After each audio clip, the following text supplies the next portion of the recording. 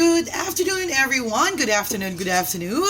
And once again, welcome to our NSTP topic for today. Since we are on our starting part of NSTP, I would just like to give you an understanding on the essence of community immersion in NSTP. Now, let me just clarify that today we are on a fast-paced technology and we are quick on gratification that we need to convince you to participate in the different community-based outreach and extension projects and as well as other similar endeavors which will be quite challenging because of our pandemic that we are facing right now.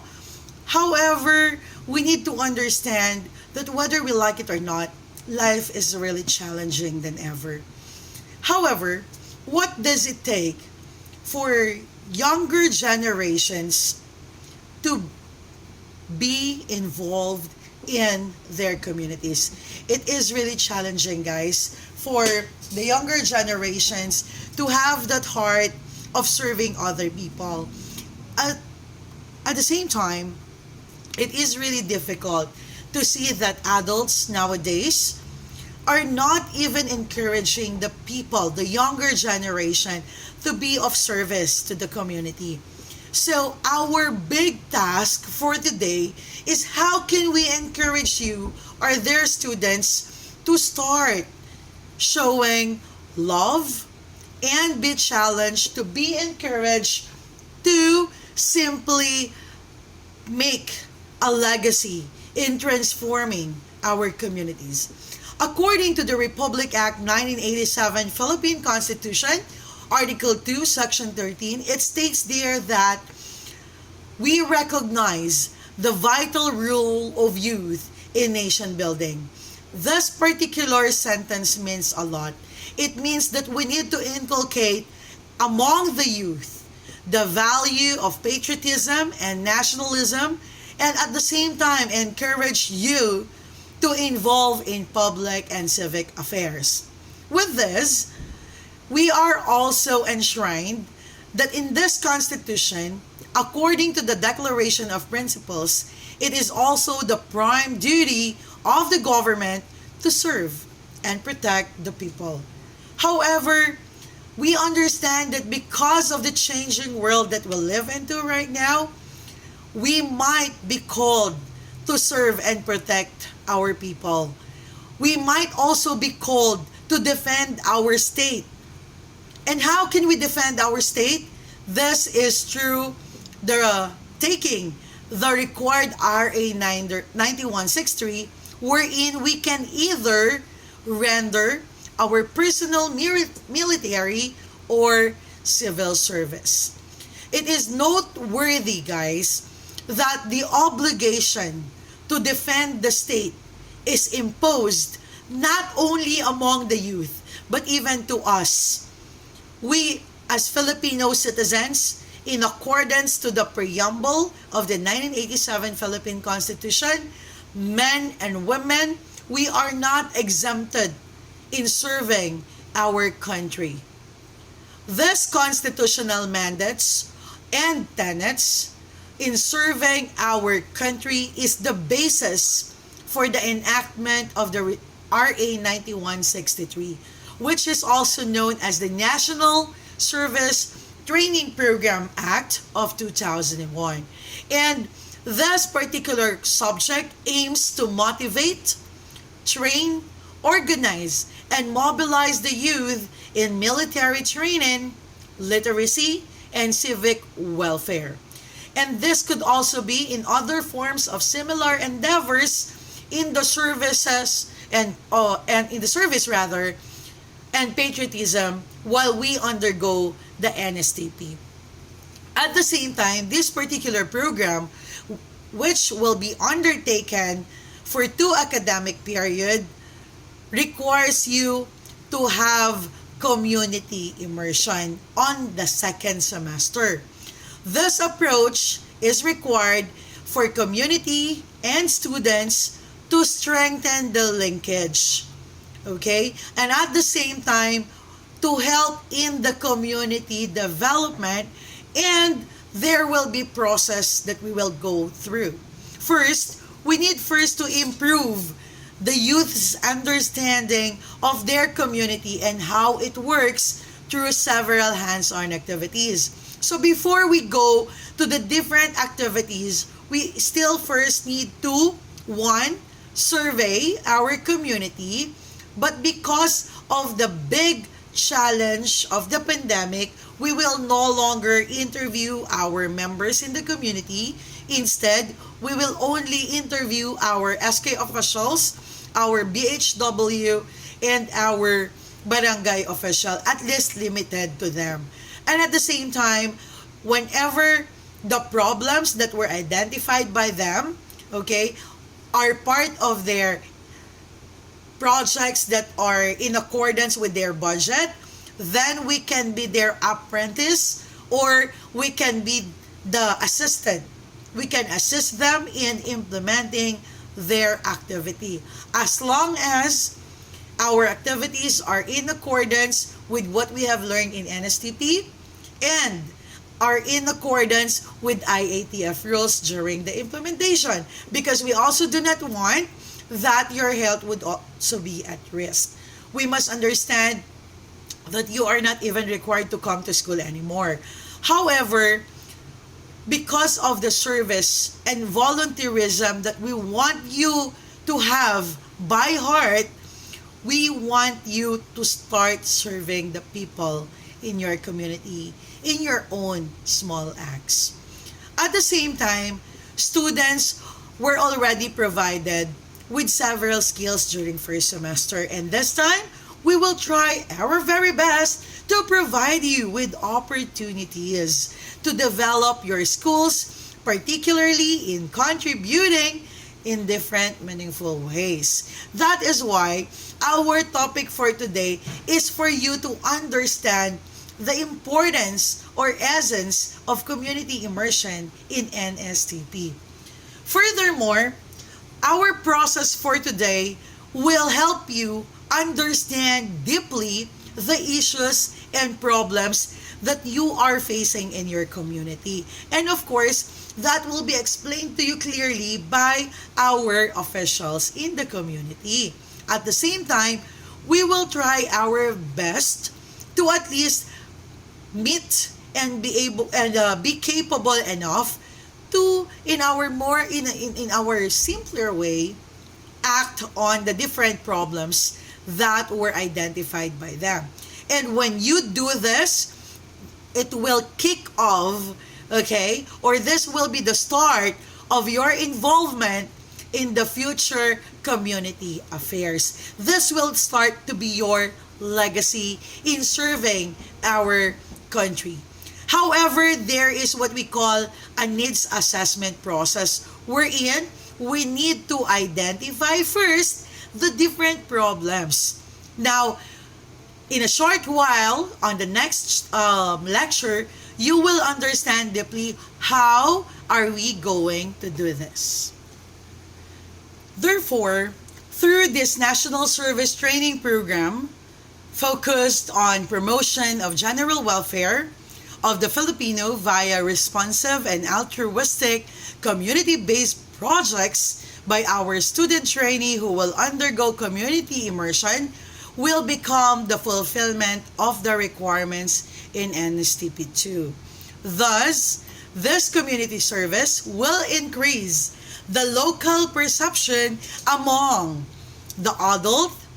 The community can be changed from one viewing youth as a problem to viewing youth into a resource youth, which means that our youth before are just staying on the corners watching how you deal with the problems in the community.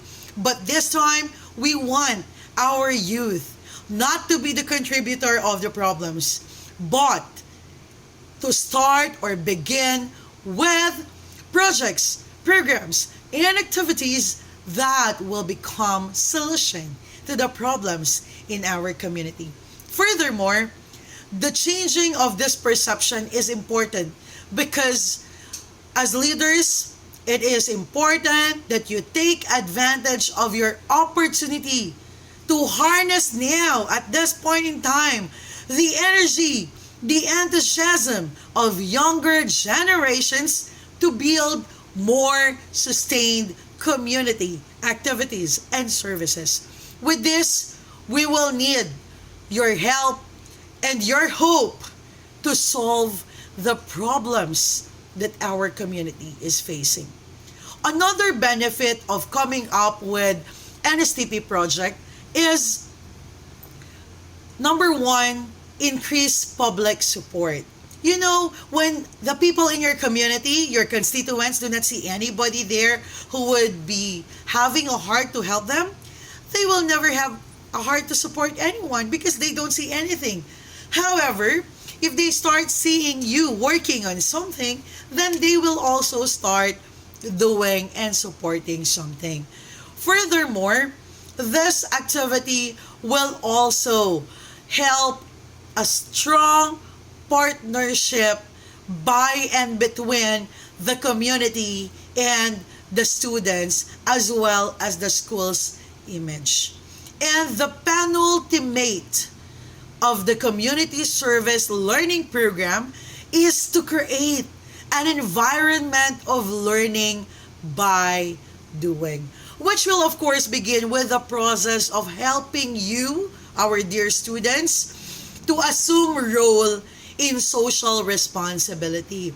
This community service will become a learning that will include broader activities or array of activities on community service, particularly mentoring the adults, the preschoolers, peer tutorials for literacy service, or we can also go to as far as landscaping your public properties in your community, or even raising funds for a cause and then come up with a feeding program, recycling programs, coordinating with agencies for disaster preparedness and implementation of safety and health protocols because of the pandemic.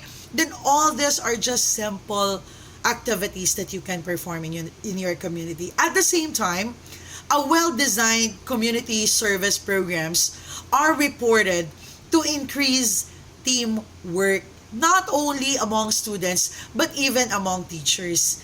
This approach will also enable us to learn how to correspond more closely, okay, than our traditional students, okay? Which means that we need to have collaborative activities. For example, some of the students of PSU are from your barangay, then you can be able to work together as a team in the pursuit of your vision or your mission in order to help your community or in the pursuit of the legacy that you wanted to implement or show to your community. At the same time, you can also help not only in those different aspects but even into coming up with a school-based service. However, since we do not have a face-to-face activity right now, we will conduct this community service program in your own communities. Okay? At the same time, as we strengthen partnership, we also try to collaborate with other agencies. Agencies who are capable of helping and are capable of supporting your programs, projects, and activities. Furthermore, the strengthened relationship would even build business sectors, civic societies, and civic organizations, rapport, and linkage with your own communities. And take note of this. It is through the legacy that you have started with, which will strengthen all this. Thus, community service programs are or would also help, okay, in the enhancement of the self-concept and self-image of our dear students. Thus, service which our youth have provided, okay, will start making them more important members of their community. Why? Because in their own simple ways, they were able to give solutions to the problem. That's what we call great things start with small beginnings, right? And as observed by some social scientists or our former students who have performed community service to variety of people, okay, they were able to have strengthened voluntary efforts and as well as local service organizations, and at the same time they were able to strengthen their decision making. They were able to have very strong collaborative actions, and they were able to strengthen their elements, okay, or skills in community service. Furthermore, to cultivate the ability of contributing effectively within a democratic society, these community service projects, okay, need to be developed in a way that it should allow our students to experience that they are empowered through meaningful and significant roles in the society. I know it is never easy, all right, to go through the process. But mind you, I'm pretty sure at the end of this particular training, you will tell me, ma'am, this redefined who I am. This redefined my philosophy of living. This made me understand that as a member of the community, I was able to be actively helping my community with a commitment. So from here, by these students, I would like to share a story to you. I have a former student. He is now the SK official in Bugalyon, Pangasinan. And you know what? I am really very happy with the accomplishment of Mr. Alan Kiray. He is my former student in NSTP, and we were able to come up with very good projects in NSTP back in the mountains of Sitio de Mantal, Bugalyon, Pangasinan. And you know what? I'm very happy that I am seeing this young bachelor performing his community service duties. And not only that, he is performing a good leadership through influencing the youth in his own community to be of service to his fellow men. And that is what we are looking for. Another person whom I would like to acknowledge is another barangay SK official in Aguilar, Pangasinan. He is also a former BSHM student of PSU, and he had also rather manifested that strong leadership skill because he is now serving his constituents in Aguilar. And I hope the students will hear this message, and if you get to see them, I'm pretty sure you will all remember that one day, whether we become servants in our own barangays or not, what's more important is you leave a legacy. That you are here as youth in nation building who will uplift and help your community in the upliftment of their lives.